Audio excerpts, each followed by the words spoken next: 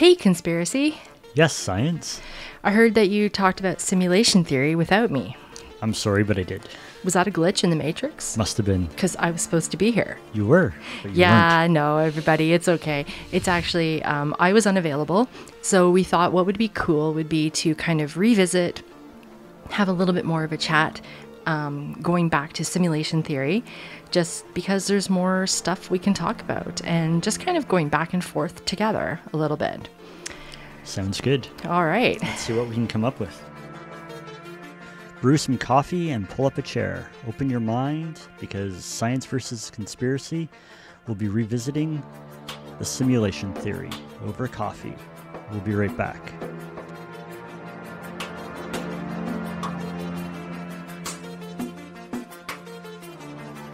So, you went into talking about Philip K. Dick and the definition of reality. Yes.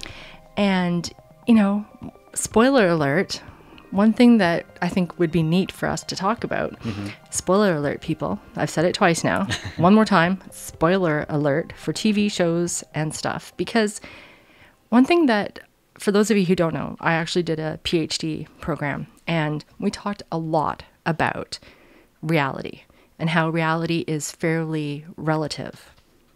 So I thought it'd be neat to talk about reality, because we've talked about the Matrix. Yes. For people who have seen Upload. Right. Is that real? I would say it's pretty darn real to him, isn't it? It is, but is it? Free Guy, Inception, Truman Show. Especially the Truman Show. What you're experiencing, if you are the main character, and okay, so it's not really that much of a spoiler, because I still want you to go see them all if you haven't. But what you're experiencing as those main characters, Nathan, Truman, whoever you may be, Guy, right? Right. That's their reality. Who are we to say it's not reality? Right. And I read this other article that said if we were to actually upload our consciousness to a computer system, we would be the exact same person up until the moment that our consciousness was transferred to the computer. And then at that point, we become two different people, because we're going to be experiencing different situations, our worlds are going to be vastly different. So they'll have the same memories, yes, but up until a point, we are the same person, and then things Interesting. divide. I would actually go one further to say, in my perspective, you wouldn't be two different people. You would just be someone new. You'd be the same person in a new scenario. Because if we were to pick up and move to India tomorrow, that would be a very vastly different circumstance, reality. But we're the same people with the same memories, but everything would change for us. Right. And I think what this article was trying to get at is it's not that you're dying and you die and then they upload your mind. You yourself will still be living in what you perceive as the real world, and also in this computer simulation. Okay. So I loved it how you talked about now not being now, right? Right. Are we living in a constant buffer? How can we be sure? What is our own reality? So I thought it would be important to talk a little bit more about what reality is. And it's a thought experiment for sure, because no one is the definitive expert on reality. Right. Nobody.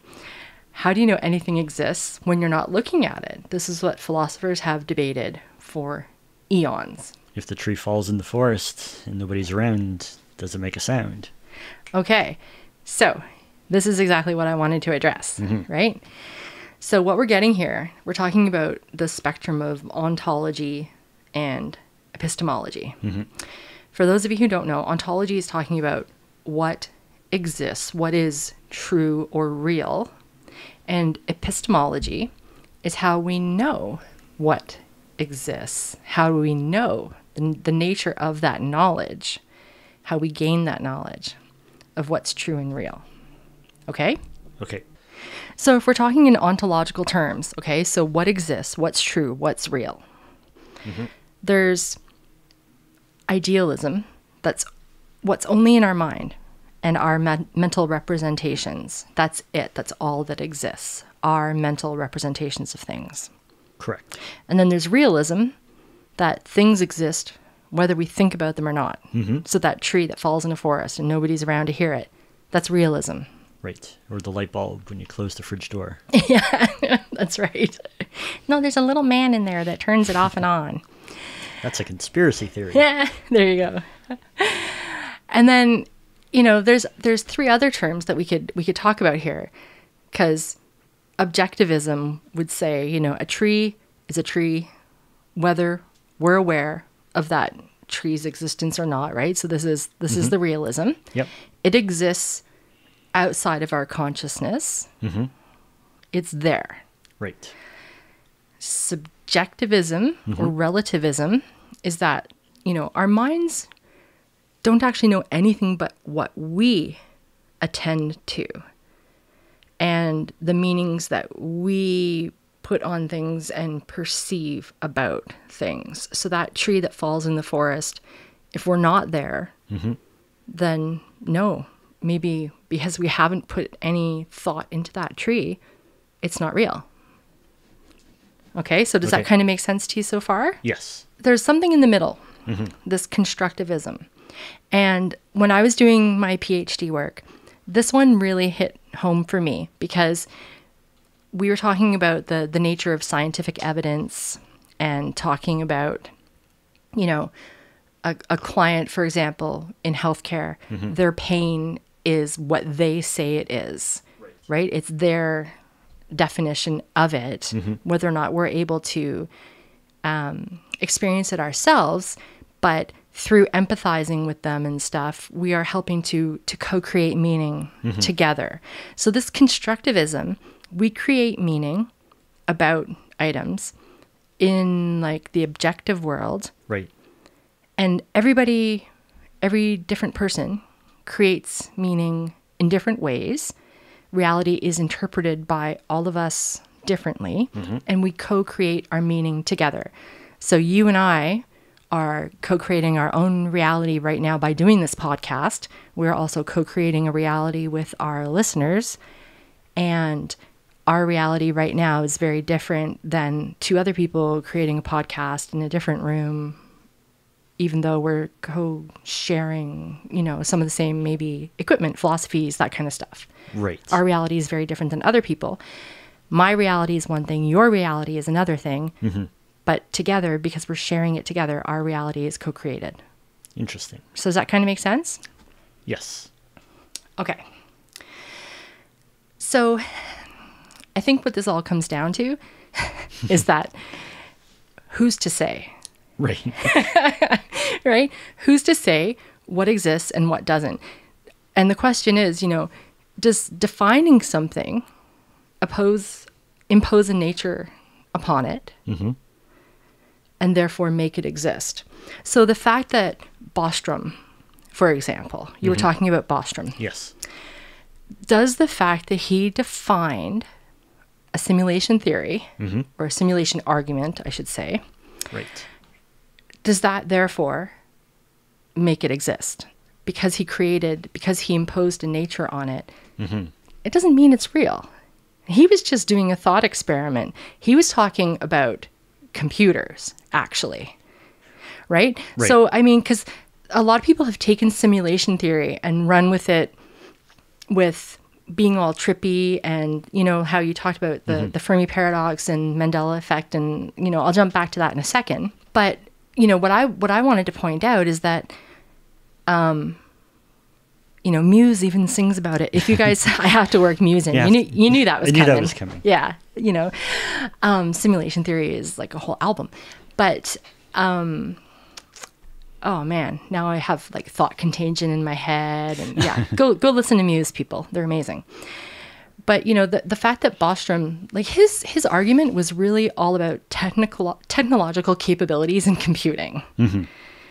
Like, it wasn't even necessarily, he wasn't trying to point all sorts of proof or evidence that we're living in a simulation. That was not his intention. And if you go to his website, he actually has so many different articles, and he'll read stuff other people have written about simulation arguments, and then he will posit an argument back. So he was talking philosophically about computers and technology and technological capabilities. He wasn't saying we're living in a matrix. Right. And I guess adding on to that is when Elon Musk kind of added to it about at the rate of development of video games, that at some point it's going to be indistinguishable from what we perceive as reality. So I think a lot of people kind of latch onto that on either side of the fence. And we talked about this off camera Yeah. a little while ago, about that a lot of people bring in the concept of it'll either happen or it won't happen because of the limitations of our current computers. Right. A lot of people can't get past the fact that in only 45 years, how far our computer processing power and everything has come, and what it's going to be like in another 50 years. We might, if the simulation theory hypothesis turns out to be true, who's to say that the computer that we're talking about here is something that we can't even imagine today? Yeah, and that's the thing. Like, it's really funny. People glommed onto the stuff that Elon Musk was talking about, and like, oh, he's so brilliant. He doesn't have a crystal ball, and neither do we. And so for people to say, the fact that he said 10,000 years from now, games will be indistinguishable from reality.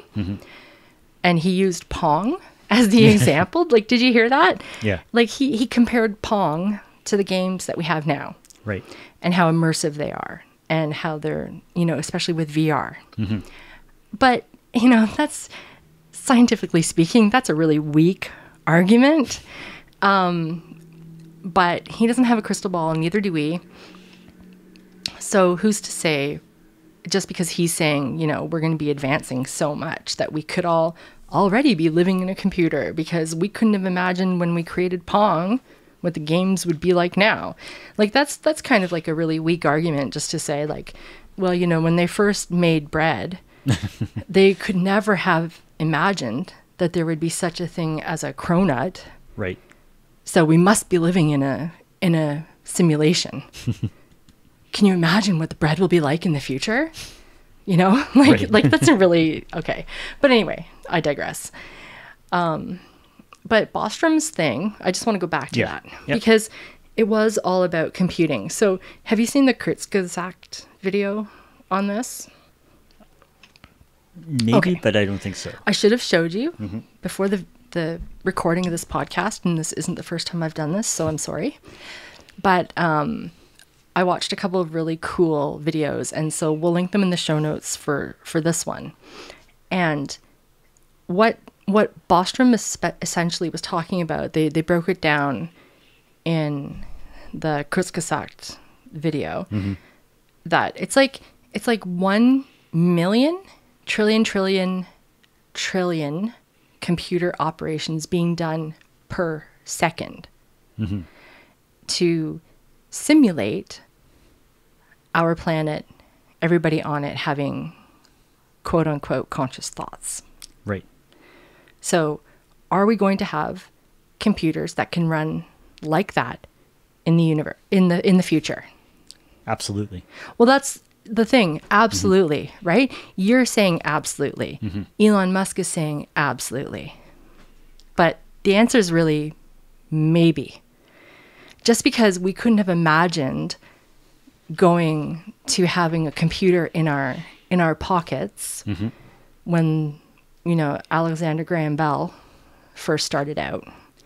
Just because we couldn't have imagined where we are now doesn't mean those same leaps are going to happen in the future. And we can't just base arguments for what we think is going to happen in the future based on the past. Yeah, I agree with that to some degree, but throughout human history, we've made progress and improved upon the technologies that we've already have. Like, No doubt.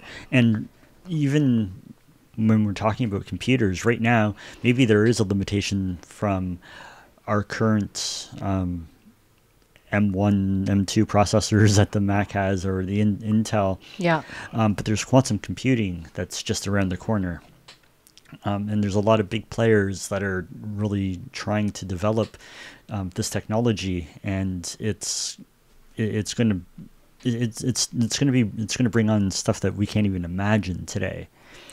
And not to say that quantum computing is what creates the simulation or anything like that, but that could lead to the thing that does create the technology for the simulation.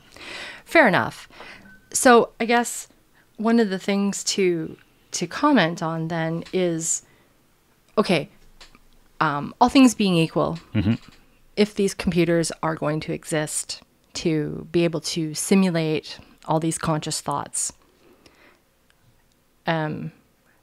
is it possible to simulate the entire universe, or do we need to?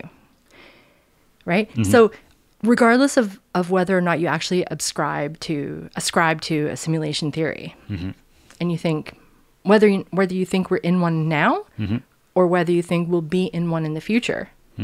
So we're still kind of talking about, is it possible? Yep. Right? So conscious thought, is it necessary? And that's a really interesting question, because when I was reading this, I thought, okay, well, why do we need to have these incredible computers to simulate all the experiences of all the people who are currently living on our planet at the moment? We don't need it. We don't need computers capable of simulating that many consciousnesses. We only need to have one, mine. Yeah. Like, how do we know that mine is not the only mind right now? And that's really wild to think about, because how do we know that I am not living in a simulation? I, Jen, am not living in a simulation, and my conversations back and forth with you right now are just what I need. So that's what's being created. And the thought that we have listeners and people who are putting comments up on our YouTube videos, it's all being created just for me. Me. You. Right? No, it's very interesting. So, that's that. And that goes to the theory of solipsism. The only thing that we are certain that exists is our own mind. Or does it? Because that's another philosophical question. Right? I think therefore I am. But are we? But are we? Right? So it's so cool to think about all these questions. Why do we even have consciousness? And do we need it if we're being put into a simulation? Because unless it's part of the grand experiment, if you buy into the simulation hypothesis that we are part of somebody else's experiment, whether it be aliens or future humans, why are they bothering to make us have a consciousness? But we still don't even really understand what that means to have a conscience, be conscious. Exactly. So we still don't have a full understanding of how the brain works. Right. So what we perceive as being conscious may not even, it might not even exist. Yeah. And AI is not the same thing as having a conscience. But is it? No, because AI is so fully measurable and definable. Right now. Yeah, okay. Because we can't define and measure our own consciousness. Right, but if we look at the same sort of thing millions of years ago when life first supposedly sprang up on the planet, when we were single-celled organisms and just the bacteria and the amoebas and everything forming together, and the cells are dividing and everything, it'd be a lot easier to measure what their capabilities are when life was so simplistic. No. So even if you dive deep into the field of psychology and psychiatry, there's still only so much that you can objectively measure, and no one can ever truly get to the inner workings of another person's brain. No one can ever truly get to the inner workings of another person's brain. Even if we can get an fMRI, which stands for functional MRI, studies to see what's happening and what's being activated as people have certain thoughts, we still can't objectively know what those thoughts feel like to that person and what our feelings feel like in enough way of describing them so that others can also, like, you can never truly feel how I'm feeling, right? And that's just Agreed. a fact, right? Yeah. So it's interesting because so if we're part of a simulation, why do we have feelings? And how?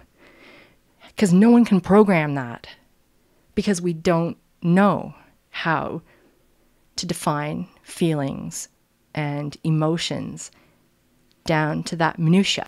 True, but Isn't that an interesting thought? it is, and perhaps that's what the aliens or the futuresses are trying to figure out, is what is this feeling? Maybe feelings is unique to humans at this point in time, and at some point we lose it, or other alien civilizations don't, like the Vulcans, they don't have emotions. They've learned to suppress it. I love the Vulcans. Yes. So that, that brings, like, we're asking some really interesting questions, right? And so that brings up another thing, if I can move on, because why would someone want to simulate us?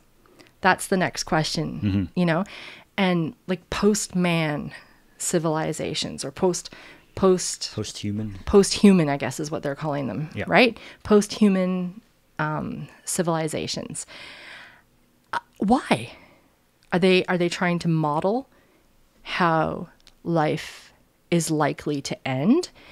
And you talked about, and that was really cool because you talked about the Russian explosion. You talked about 2012. Yeah, Y2K. And then Y2K, yeah. So when I heard you talk about that was really cool because, I know some of you are going to be too young to have lived through this, but we are not. And like, it was really a big deal. And I still remember where I was midnight of 1999. Yeah, me too. Because we were all wondering if our cars were going to die and all of our, computers were going to, like, it was just crazy. So I never thought about that as being part of a harbinger for end times, that we're living in a simulation and they're trying to test things out. Like, I never would have thought of that.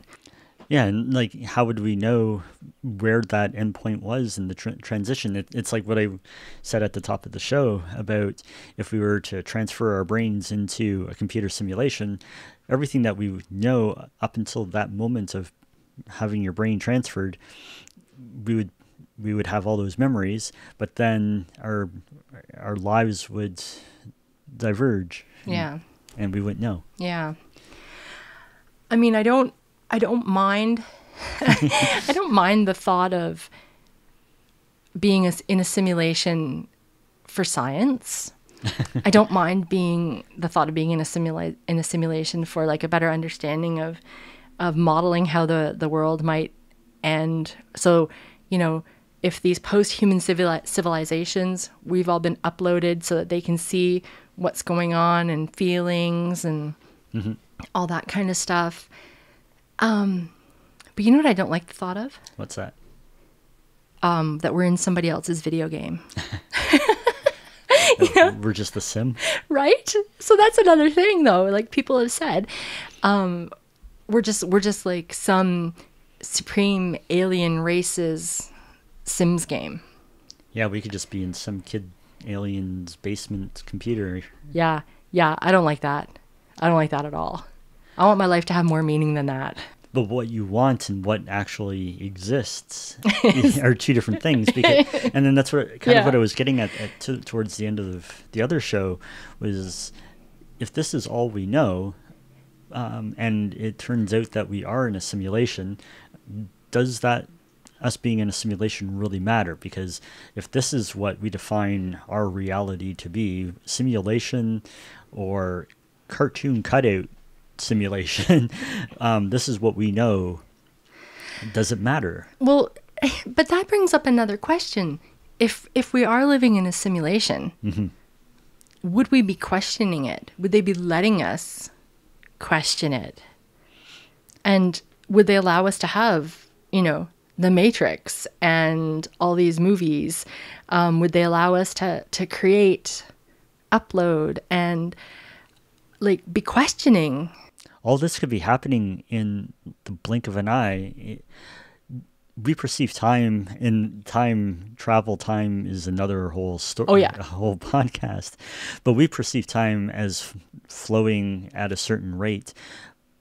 But if this is in some sort of simulation, it could be like we run simulations Yeah. At an accelerated pace, and to the creatures or whatever the computer program algorithms in the simulation, that's normal. So we could be running the same speed, and all this could be happening in a blink of an eye, and it's so inconsequential that there was a movie from one small little microsecond in the grand scheme of things, talking about living in a simulation, and questioning it.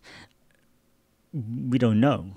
And you talked about the Fermi paradox and aliens, and I was thinking about that too. And people are saying, well, we don't see billions of other alien or civilizations out there. But if we are the Sims, we're likely not seeing them because they don't want us to. Right.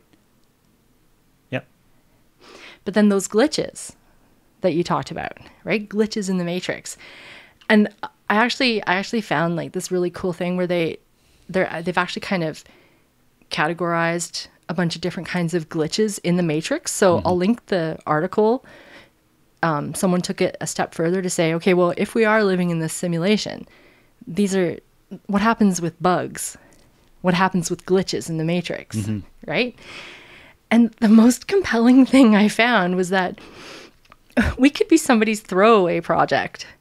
Yeah. We could be living these, when people say there's a glitch in the Matrix, right? If there's some sort of, what could be written off scientifically, perhaps as a coincidence, a hoax, lies, an error in observation, never mind, psychiatric disorders, hallucinations, right? Self-deception, right? Right. And then all the high quality horror stories and the videos, the reels that we've seen on Instagram and TikTok, Yep. Never mind all that. If those are the scientific explanations that we could say when you think you're seeing a glitch in the Matrix, that's what it is. We could say that. But what if we're somebody's abandoned sim? What if we're on some low res, cheap hardware? This was in the article, and I was like, oh my God, yeah, what if we are? And so it's low res, cheap hardware, we're abandoned, nobody's fixing it because we're done, we've been discarded. That's quite possible. It's still running. Kind of how, we had an old Telus box for cable in our office for God knows how many extra months, and it was still plugged in, drawing power, running in the background. Right. Before we finally went, oh crap, that's still here, let's get rid of it. Yeah, we could be the old Telus box. Isn't that absolutely wild? It is. This whole topic, I think, is fascinating. Yeah. So your Mandela effect, your parallel universes seeping in and out. there's a multitude of explanations here. Yeah. None of us know what the real truth is. Right, yeah, and I was just going to liken it to when I update websites and I load in the new version of a plugin or WordPress. It's overwriting what's already there with the newer version, and it's essentially the same thing, but just with minor changes. And how do we know that we can't perceive those minor changes? Yeah, and like Bostrom said that, if we were a simulation by a post-human civilization, pardon me, they'd be capable of debugging. Yeah, they would, if they were interested in doing so. Right. Maybe they're just not uploading the new version of the website, or maybe they've uploaded it, but don't care about the bugs or haven't noticed them or whatever. Yeah, we're wanting to see how we react to these glitches in the matrix. It's all part of the grand experiment. So I don't know. It was just interesting. I wanted to get into this conversation with you because I love philosophy. I don't have the answers. I love science, but I don't have the answers. So this was a really cool one. So I hope you folks agree that this was worth revisiting for a part 2. And I mean, personally, Bob, I've really enjoyed talking with you about this. Yeah, me too. So let's sign off for this week. Please, folks, give us your thoughts and feedback and let us know what you think. Why would we bother being mean to people? Why would we bother having negative feelings? Why would we get bored? If we're all just living in a simulation, are we part of a grand experiment? What's your definition of reality? Exactly. There's so many unanswered questions. And like I said at the end of the other episode, is even if once we die, we still might not know the answer. Oh yeah, depending on what your belief is in the afterlife and what happens with our consciousness, if we even have a consciousness. So I'm going to sign myself out here, folks. Thank you so much for listening, and, just reminding you to stay curious, but rely on the facts. And I'm Conspiracy, and remember, being paranoid is smart, and we'll see you next time. This week's episode of Science vs. Conspiracy over coffee was produced by Lethologica. Writing and research was done by Bob Homer and Jennifer Timer.